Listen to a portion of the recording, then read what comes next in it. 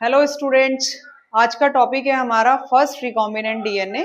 तो हम पढ़ेंगे कि फर्स्ट रिकॉम्बिनेंट डीएनए सबसे पहले किस साइंटिस्ट ने बनाया था, किस ईयर में बनाया था और कैसे इन्होंने रिकम्बाइन करके डीएनए को बनाया था और इसकी इम्पोर्टेंस क्या है डीएनए की, कि इससे फंक्शन क्या है या इससे हमें क्या बेनिफिट है कि इन्होंने रिकम्बिनेंट डीएनए बनाया था।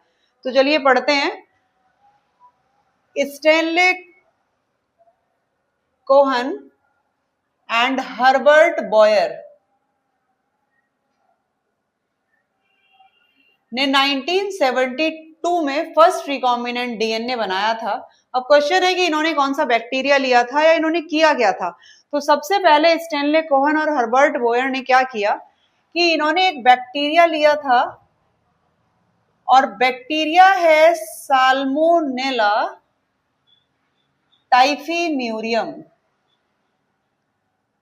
कौन सा बैक्टीरियम है? साल्मोनेला टाइफीम्यूरियम। इन्होंने क्या किया, साल्मोनेला टाइफीम्यूरियम से प्लाज्मिड को निकाल लिया। तो इन्होंने क्या यूज किया, साल्मोनेला टाइफीम्यूरियम के प्लाज्मिड को यूज किया। प्लाज्मिड आपको पता होगा, डिटेल में मैंने एक वीडियो बना रखी है। अभी हम देख लेते हैं कि double stranded circular extra chromosomal DNA होता है बैक्टीरिया के पास, उसको बोलते हैं प्लाज्मिड।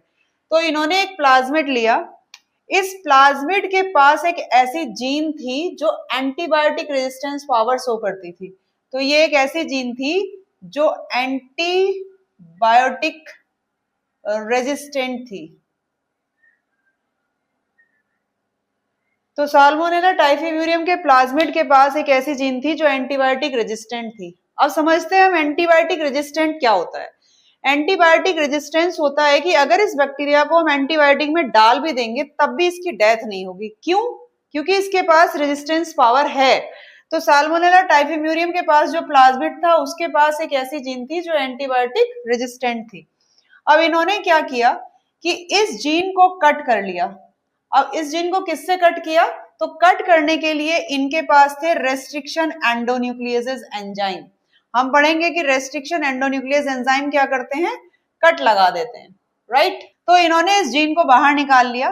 तो इस प्लाज्मिड के दो पार्ट बचे, एक पार्ट तो ये है और दूसरा पार्ट ये जीन है। तो जिस जीन को कट करके निकालते हैं उस जीन को कहते हैं डिजायर्ड पीस ऑफ डीएनए या डिजायर्ड जीन, या इसको हम फॉरेन जीन भी कहते हैं। क्यों कहते हैं? क्योंकि अभी तो इन्होंने इसी की कट की है, बट हम किसी और की भी डिजायर्ड जीन, जैसे इंसुलिन की जीन है, उसको कट करके निकाल सकते हैं, रिकम्बाइन कर सकते हैं। इसलिए इसको क्या कहते हैं, डिजायर्ड जीन या फॉरेन जीन। इसका एक और नाम है जीन ऑफ इंटरेस्ट। हम क्या कह देते हैं, जीन ऑफ इंटरेस्ट, राइट। जो ये है प्लाज्मिड, एनसीईआरटी में एक टर्म यूज की है नेटिव प्लाज्मिड। नेटिव प्लाज्मिड का मीनिंग है कि साल्मोनेला टाइफीम्यूरियम की ही एंटीबायोटिक रेजिस्टेंस जीन ली थी इन्होंने और इसी के अपने प्लाज्मिड के साथ लाइगेट कराया था, ज्वाइन कराया था। तो इन्होंने क्या किया, जो ये प्लाज्मिड होते हैं ये क्या करते हैं, एज अ वेक्टर काम करते हैं। अब वेक्टर आपको पता है कि वेक्टर कौन होते हैं, जो कैरी करते हैं, इंफॉर्मेशन को कैरी करते हैं या किसी डिसीज को कैरी करते हैं, उनको हम क्या बोलते हैं, वेक्टर बोलते हैं। जैसे इस केस में इस डिजायर्ड जीन को आगे पहुंचाने का काम किसका है, इस प्लाज्मिड का है। ऐसे ही आपने एक एग्जांपल देखा है कि जो मलेरिया है, मलेरिया कॉज कौन करता है, प्लाज्मोडियम, और उसको कैरी कौन करता है, मॉस्क्यूटो। तो वो वेक्टर कौन है वहां पे, मॉस्क्यूटो, और पॉजिटिव एजेंट कौन है, प्लाज्मिड, राइट। तो इन्होंने क्या किया, इन दोनों को ज्वाइन कर दिया with the help of DNA ligase. Ligase एक एंजाइम है, आपको पता है कि ज्वाइन करने का काम पूरी जेनेटिक इंजीनियरिंग में कौन करता है, लाइगेज। तो इन्होंने जो प्लाज्मिड लिया और इसको ज्वाइन कर दिया।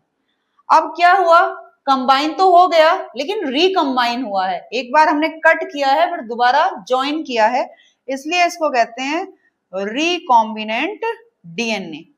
क्लियर। तो आपसे क्वेश्चन पूछे जाते हैं कि हु डिस्कवर्ड रिकॉम्बिनेंट डीएनए, तो आपका आंसर क्या होना चाहिए, Stanley Cohen and Herbert Boyer.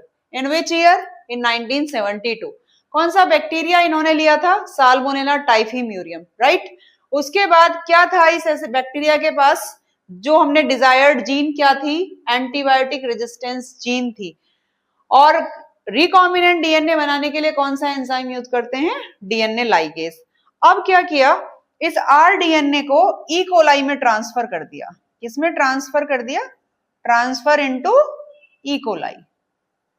E coli के प्लाज्मिड को निकाल के ई कोलाई में ट्रांसफर कर दिया, तो इस रिकॉम्बिनेंट डीएनए की बहुत सारी हमें कॉपी मिल जाती है, जिसे हम जीन क्लोनिंग कहते हैं, कि इस जीन के क्लोन बना दिए हमने, that is gene cloning, right. कोई भी अगर आपको डाउट है, कुछ पूछना चाहते हैं, तो आप कमेंट सेक्शन में पूछ सकते हैं। अगर आपको टॉपिक क्लियर नहीं है या किसी और टॉपिक के बारे में पूछना है, तो आप कमेंट सेक्शन में पूछ सकते हैं। Thank you.